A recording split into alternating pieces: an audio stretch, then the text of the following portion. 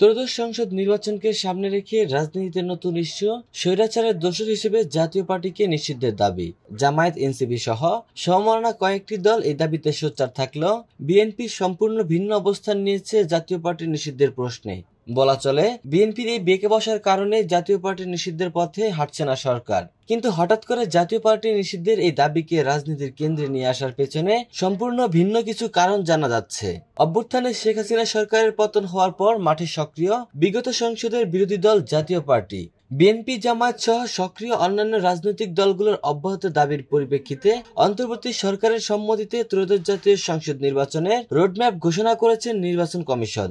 সাম্প্রতিক মাসগুলোতে অন্তর্বর্তী সরকারের গৃহীত রাজনৈতিক ও অন্যান্য সংস্কার প্রক্রিয়ায় ডাক পায়নি জাতীয় পার্টি। আওয়ামী দোসর আখ্যা পাওয়া জাতীয় পার্টি এতদিন রাজনীতির মাঠে উপেক্ষিত থাকলেও এখন দলটিকে নিষিদ্ধ করার দাবি গুরুত্বপূর্ণ ইস্যু হয়ে উঠছে কোন কারণে? এমন প্রশ্নে বিএনপির একাধিক সূত্র বলছে, বিভিন্ন ইস্যুতে মতভিন্নতা তৈরি করে বিএনপির উপর চাপ সৃষ্টি করছে জামায়াত। পিআর সহ জুলাই সনদ এবং অন্যান্য ইস্যুতে জামায়াতের মতভিন্নতা এই দর কষাকষির অংশ। এই প্রক্রিয়ায় সর্বশেষ যুক্ত হচ্ছে জাতীয় পার্টির নিষিদ্ধের দাবি। মূলত ভোটের হিসেব মেলাতে জামায়াত, এনসিপি সহ সমন্বয় দলগুলো এই দাবির প্রশ্নে সরব হয়েছেন বলে মত দিয়েছেন একাধিক নেতা।